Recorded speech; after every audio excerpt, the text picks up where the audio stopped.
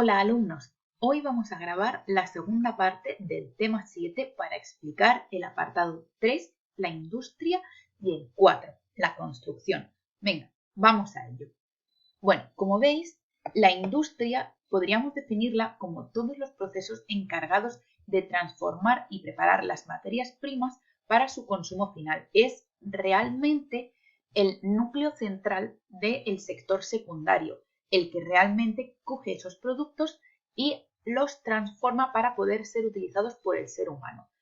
Dentro de la industria podemos agruparla dentro de tres grandes tipos. Por una parte, tendríamos lo que es la industria de base, que considera las industrias que se encargan de transformar las materias primas en productos semielaborados, es decir, en productos que son más fáciles de manejar por otras industrias. Dentro de las industrias de base, ¿cuáles tenemos? Pues la industria siderúrgica, que se encarga hoy en día del acero, del hierro, del acero inoxidable, todo eso. La industria petroquímica, que se encarga de transformar el petróleo en productos químicos de muchos tipos, y la industria energética, la que se encarga de producir electricidad. Como vemos, lo que realmente hacen estas industrias de base es transformar esas materias primas en bienes semielaborados, es decir, que no están terminados y que pueden comprar otras industrias para utilizarlos y terminar de fabricar productos. Además de bienes semielaborados, también pueden fabricar energía de alta tensión. Es decir, no la energía que nos llega a nosotros a nuestra casa, sino energía de alto voltaje que después se transforma en centrales pequeñas que están cerca de los pueblos y ya suministra a las casas. ¿Qué ejemplos tenemos? Bueno, pues la industria siderúrgica coge lo que son las rocas de hierro, las rocas de magnetita que contienen hierro, y las funde, las prepara para realizar barras grandes o planchas de hierro y de acero que después otras industrias pueden utilizar. Porque imagínate una industria que quiera hacer coches, que le entreguen el hierro en piedrecitas y le digan, ¡hala!, haz el coche desde cero. Entonces, esta industria de base se encarga de transformarlo en planchas, en barras, en otras cosas que pueden ser ya utilizadas por las siguientes industrias que vamos a ver. También la industria petroquímica pues se encarga no solo de transformar todo lo que es el petróleo y sacar los derivados como el diésel, la gasolina, el gas y el alquitrán, sino que con él también fabrican plásticos, y la industria química se encarga de transformar, por ejemplo, esas piedras que llegan de fosfatos en ya fosfatos en polvo, etcétera, en azufres, en potasios, que pueden utilizar otras industrias, como por ejemplo serían las de bienes de consumo. Por otra parte, tendríamos la industria de bienes de equipo. ¿Y esta industria a qué se dedica? A realizar máquinas y herramientas. ¿Cómo? Pues transforma los bienes semielaborados que le ha ofrecido la industria de base en máquinas y herramientas, como por ejemplo, bueno, pues la industria eléctrica, que fabrica todos los aparatos eléctricos que se nos ocurran, como por ejemplo, pues yo os he puesto aquí una taladradora, pero podría ser también una hormigonera, cualquier cosa. La industria electrónica, que incluye todo lo que lleva ya un chip dentro de control. Y un chip pues lleva las lavadoras, llevan los ascensores, llevan casi todas las herramientas, además de, por ejemplo, lo que se nos podría ocurrir cuando hablamos de una industria electrónica, que es la fabricación de ordenadores, la fabricación de televisiones, etc. Y luego la industria automovilística, que no solo fabrica coches, sino que fabrica también otros vehículos como camiones, autobuses, etc. ¿Vale? Entonces, cogen los bienes semielaborados que les ha fabricado la industria de base y con ellos ya fabrican máquinas y herramientas que todos necesitamos, no solo las industrias como una taladradora, sino también las personas. Tendríamos por último la industria de bienes de consumo. Lo que fabrica son productos consumibles que nosotros las personas solemos comprar. Nadie dice que no compremos una lavadora o una taladradora, pero no vamos a ir todos los días a comprar una lavadora. ¿Cuáles son estas industrias? Pues por ejemplo, industria alimentaria, industria textil y de calzado, industria farmacéutica. ¿Y qué hacen estas industrias? Pues cogen los bienes semielaborados, como por ejemplo los plásticos con los que está hecha nuestra ropa de la industria de base, y cogen también las materias primas y ya las transforman para dar el producto final que nosotros conocemos y compramos. Desde el gazpacho, que simplemente es triturar la verdura en crudo y introducirlo en botes, hasta los donuts, que tienen una producción compleja donde hay que meterle químicos para que mantenga la frescura y lo blandito y todos esos conservantes, estabilizantes y tal que son fabricados por la industria química, camisetas o sandalias si hablamos de industria textil, y aspirinas, insulina, todos esos productos que se fabrican a partir de los compuestos químicos que trabaja la industria base. Esto realmente es bastante fácil de entender. Luego deberíamos hablar de dónde ponemos una industria, porque existen una serie de factores que nos animan a poner la industria en un lugar o en otro. Y estos factores los solemos dividir en dos grandes grupos. Los factores tradicionales, es decir, los que influían hace 100 o 200 años. Para poner una industria, ¿qué necesitaba yo? Pues, para empezar, colocarla cerca de las materias primas o cerca de la fuente de energía. ¿Por qué? Vamos a pensar. Estamos hace 150 años en Inglaterra. Allí se produjo una revolución industrial textil. Para hacer tela necesitábamos dos cosas. Una, carbón que moviese las máquinas, y la otra, algodón. Entonces, la gente que quería montar una fábrica textil tenía dos opciones. O ponía la industria cerca del carbón o ponía la industria cerca del algodón. Porque si tenía que meter el carbón en barcos, eso le costaba dinero para trasladarlo, y meter el algodón en barcos para trasladarlo también le costaba dinero. Así que si lo ponía en un tercer punto donde no había ni carbón ni algodón, le iban a salir las cosas muy caras. Entonces, ¿qué tenemos que hacer? Poner siempre la industria cerca de las materias primas, de donde salen los productos, o de las fuentes de energía. Por eso, muchas veces la industria del café o la industria del cacao se encuentran en los países en los que se fabrican, en Costa Rica, en Venezuela, y allí no solo se extrae la planta, sino que se transforma y se tuesta para ya tener el producto listo para vender. Pero ¿qué pasa? Además de colocar la industria en un lugar adecuado, también tenemos que ver que haya mano de obra abundante que quiera trabajar. Porque si la mano de obra es muy cara, no podremos, los productos resultantes serán muy caros y no podremos venderlo o nadie querrá comprarlo. Entonces, ¿qué tenemos que hacer? Buscar un lugar donde haya mano de obra barata y además que tenga un mercado potencial. Es decir, por ejemplo, si yo fabrico este cacao en, yo qué sé, en la República Democrática del Congo, que luego vaya a tener yo compradores en la República Democrática del Congo para venderles ese cacao, sino ¿qué hago yo con todo lo que acabo de fabricar? ¿Cuál es el problema? Que la República Democrática del Congo es un país muy pobre y nunca va a comprar ese cacao, que es un producto de lujo para ellos. Entonces, ¿qué necesitamos? Pues vías de comunicación para llevarnos todo ese material a otros países donde sí se compra. ¿Y qué vías de comunicación puede haber? Pues puertos, ferrocarriles e incluso aeródromos, pequeños aeropuertos, propiedad de esas fábricas, donde se carga toda la mercancía y se ve y se lleva a otros países donde sí se puede vender. ¿Vale? Entonces, estos serían los factores tradicionales. Para montar cualquier empresa, tenemos que tenerlos en cuenta. Por ejemplo, Cosentino ha tenido en cuenta el factor tradicional de instalarse cerca de las materias primas, porque si no se hubiese instalado cerca de las canteras de mármol de Macael, ¿qué tendría que haber trasladado durante cientos de kilómetros todo ese material de las canteras? Además, también necesita un mercado potencial, como no puede vender solo en Macael y en la zona de la comarca del mármol, lo que ha hecho ha sido estar cerca de una vía de comunicación, de una autovía, con la que ya puede sacar sus productos al exterior y meterlos en barcos y repartirlos por todo el mundo.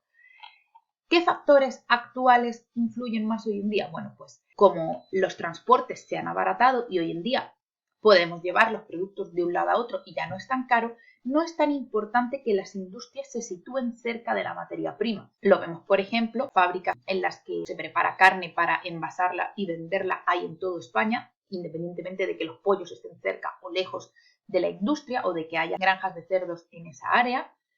Y porque se valora más que haya facilidades gubernamentales, es decir, que el gobierno te lo ponga fácil porque tenga pocos impuestos la zona, porque te regale el terreno, te lo ponga más barato, porque no haya leyes que protejan al trabajador y entonces les puedes pagar muy poquito dinero. Por eso muchas industrias, como por ejemplo Inditex de Amancio Ortega, la que es dueña de Zara, de Bershka, etcétera, etcétera, se ha trasladado a China y a estos países del sudeste asiático, donde tiene que pagarle muy poco dinero a los trabajadores porque el gobierno no tiene leyes que regule el precio del trabajo y con esto abaratan los costes. Además, también vamos a contar que haya presencia de mano de obra bien cualificada. Ya lo habéis visto, por ejemplo, Cosentino se lleva autobuses hasta Almería y hasta Baza diariamente para conseguir profesionales que trabajan en esas áreas, mano de obra bien cualificada, porque en el área en la que trabaja no es suficiente, necesita extenderse mucho más. Y sobre todo es fundamental que haya buenas vías de comunicación, buenas carreteras, buenos aeropuertos, ya lo veis. Cosentino, como decía la Junta de Andalucía, que no le terminaba la autovía, se la terminó él. ¿Y dónde termina la autovía? Justamente en la puerta de la fábrica. Más allá, a Cosentino le dio igual. Y también buenas telecomunicaciones. Hoy en día una empresa que no esté en Internet es muy difícil que triunfe, porque ya sabéis que hoy en día se compra todo en Internet, se buscan los proveedores, etc. Entonces, cada vez es más importante las telecomunicaciones. Una vez vistos los factores, tenemos que hablar un poquito de la evolución de la industria, hablando de una primera, una segunda y una tercera revolución industrial. Pero no os quiero dar mucho la chapa con la primera y la segunda revolución industrial porque en cuarto de la ESO el tema 3 ya lo vais a ver. Rápidamente, la primera revolución industrial se produce en Europa, concretamente en Gran Bretaña. ¿Cuándo? Pues a finales del siglo XVIII y a principios del XIX, hasta 1850 más o menos. Utiliza el carbón y por primera vez va a crear unas máquinas que sustituyen todo el trabajo que se hacía a mano en la industria textil y en la industria metalúrgica. Es decir, antes para hacer una camiseta había que hacerla a mano. Y por primera vez se van a crear una serie de máquinas que automatizan todo el proceso de transformar la lana en hilo, el hilo en tejidos y el tejido luego en ropa. ¿Vale? En la primera revolución industrial se transformó la industria textil y la metalúrgica. Más adelante, en torno a los años 1870 y 1950, se produjo una segunda revolución industrial. A esta revolución ya no solo participó Europa, sino que se sumó Estados Unidos y Japón. Y cambiamos de revolución industrial porque vamos a cambiar de energía. Dejamos atrás el carbón y como se inventa el motor de explosión y el automóvil, vamos a pasar a utilizar fundamentalmente petróleo y electricidad. Además, se va a inventar el trabajo en cadena, es decir, yo hago una parte del proceso, tú haces otra, y la producción en serie, es decir, todas las cosas iguales, de modo que es más fácil realizarlo. Dentro de esta segunda revolución industrial, pues van a aparecer industrias como el acero, que se inventa ahora, la industria química, para transformar este petróleo en otras cosas que sí puedan utilizar los coches, la industria automovilística y la industria de los electrodomésticos, relacionada con esta aparición de la electricidad y el uso de ella en las casas. Por último, tendríamos la tercera revolución industrial, que es la que a nosotros más nos importa porque es la que nos afecta.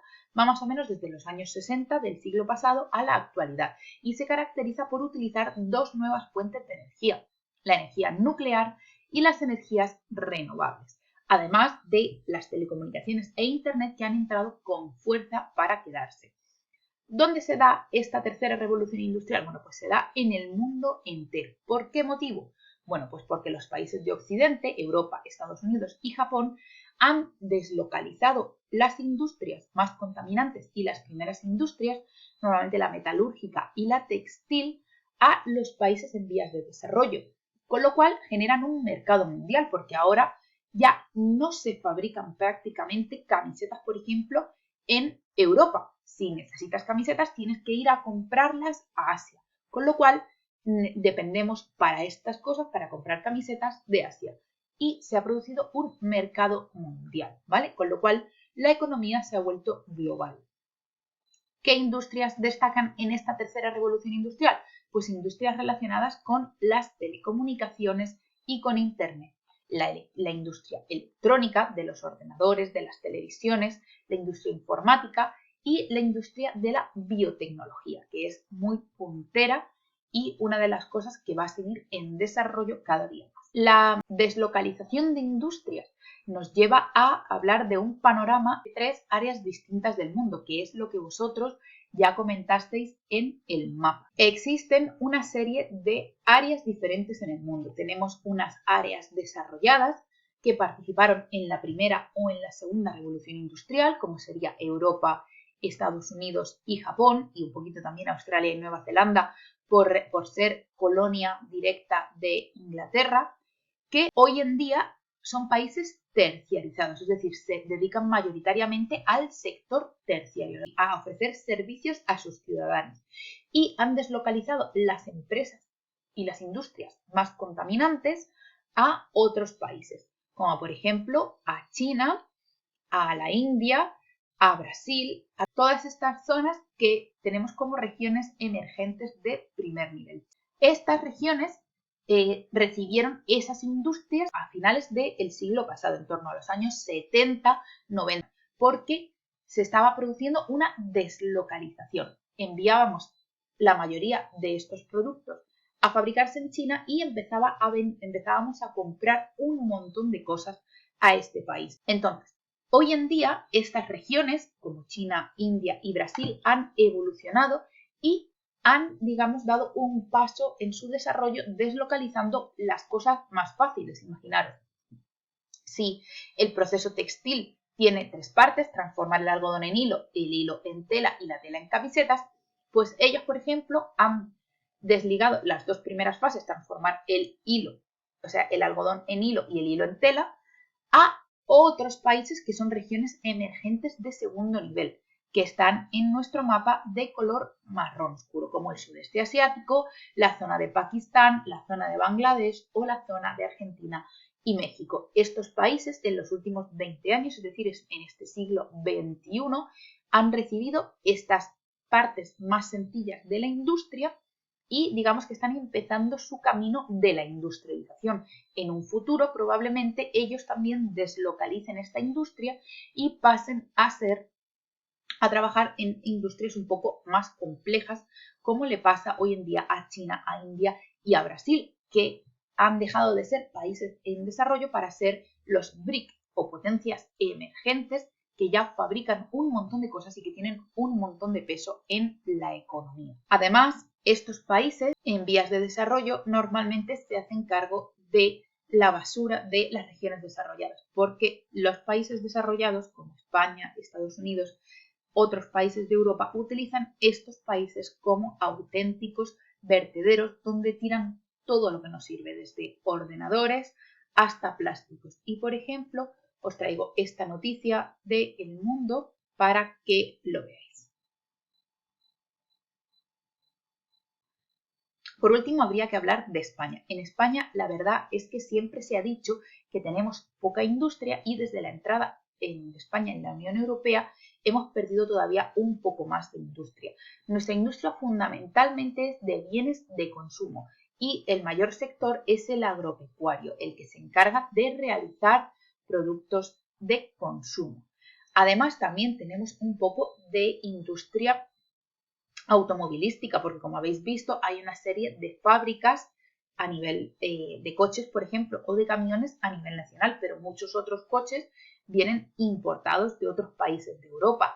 También tenemos industrias de electrodomésticos. Ya sabéis que, por ejemplo, Balay tiene su anuncio de "tiene un poquito de mí", porque es una industria que es española, pero otros electrodomésticos, otros frigoríficos, otras lavadoras vienen importados de otros países.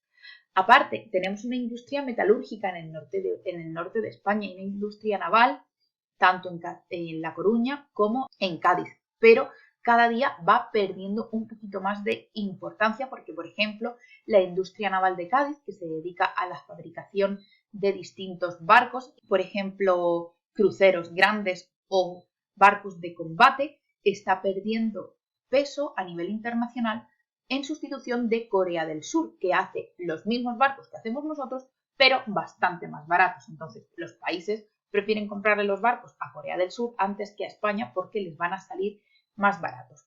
Ahora, con la crisis económica que se viene encima con el coronavirus, probablemente los sectores industriales desciendan bastante, aunque el gobierno estaba diciendo que teníamos que generar una industria propia de protectores para los médicos para tener que evitar depender del exterior, depender de comprar estos productos a otros países, que puede que te los vendan mal, que puede que te los vendan tarde, y entonces evitar este comercio mundial o esta dependencia internacional fabricándolo nosotros mismos. Y ya por último nos quedaría hablar de la construcción. Y si nos preguntan qué es la construcción, pues son todas las actividades dedicadas a fabricar edificios o infraestructuras. Y vamos a explicar eso. Edificios yo creo que todo el mundo sabe lo que es, ¿no? Pueden ser, se incluye desde los que son para uso particular, como por ejemplo una casa o un piso, hasta aquellos que van a ser de uso público. ¿Y cuáles son estos? Pues desde una tienda o un local que vamos a alquilar, un hospital, un colegio, un parque de bomberos, tienen un uso público, que también se suele decir en los contratos de arrendamiento cuando alquilas un piso. Se prohíbe que el arrendatario utilice esta casa para uso laboral o económico, es decir, que no puedes instalar un negocio en él, ¿vale? Por otra parte, tenemos las infraestructuras. ¿Y qué son las infraestructuras? Pues prácticamente todo lo que no son edificios. Carreteras, ferrocarriles, aeropuertos, puentes, el tendido eléctrico, el tendido de la fibra óptica, el tendido de televisión, las tuberías de agua por corriente, las tuberías de alcantarillado, las depuradoras, los vertederos, todo aquello que se encarga de garantizar que lleguen una serie de servicios a las personas. Y estas infraestructuras son un sector de muchísimo auge en el que trabajan la mayoría o en el que se desarrollan muchas de las carreras y de las formaciones profesionales que vosotros podéis estudiar. Por ejemplo, la mayoría de ingenierías, ingeniería de caminos, ingeniería de canales y puertos, ingeniería aeronáutica, ingeniería aeroespacial, ingeniería eléctrica, ingeniero civil, aparejadores, arquitectos, ingeniero de telecomunicaciones. Todos esos se dedican a diseñar todos estos elementos y además de los que los diseñan, luego tenemos los técnicos de fibra óptica, los técnicos en electricidad, los técnicos en electrónica, los técnicos de aguas, los técnicos de ferrocarriles, todas esas formaciones profesionales de grado medio y de grado superior que se encargan de construirlas y de llevarlas a la práctica, así como de resolver los problemas que estén derivados de ella. Con lo cual, este sector de las infraestructuras es uno de los más importantes en los países desarrollados porque mueve muchísima población y muchas personas de las que estudian tanto formaciones profesionales como carreras dedican sus conocimientos a estudiar estas cosas. El sector de la construcción es súper importante en todos los países y, como ya hemos dicho, es una de las actividades más demandada y un importante motor económico en todos los países. Luego lo veremos porque en España fue un gran motor económico y causa de la crisis del año 2007. En la actualidad, pues se compiten por crear edificios espectaculares. Y os traigo, por ejemplo, aquí en grande, pues dos de los que os he traído ahí. Que es el Marina Bay Sands, un hotel enorme en Singapur que tiene un barco en lo alto puesto, bueno, lo que ellos quieren decir que es un barco. O, por ejemplo, el Bujar Al Arab, un hotel de los más famosos que hay en Dubái. De todas maneras, he encontrado unos artículos súper interesantes de hoteles y grandes construcciones o construcciones espectaculares que están planificados para 2020 y os lo dejaré junto con el vídeo en los comentarios de la tarea por si os pica la curiosidad de seguir viendo estas enormes construcciones de acero y cristal que ahora marcan tendencia. Y por otra parte, me gustaría hablar un poquito de la construcción en España.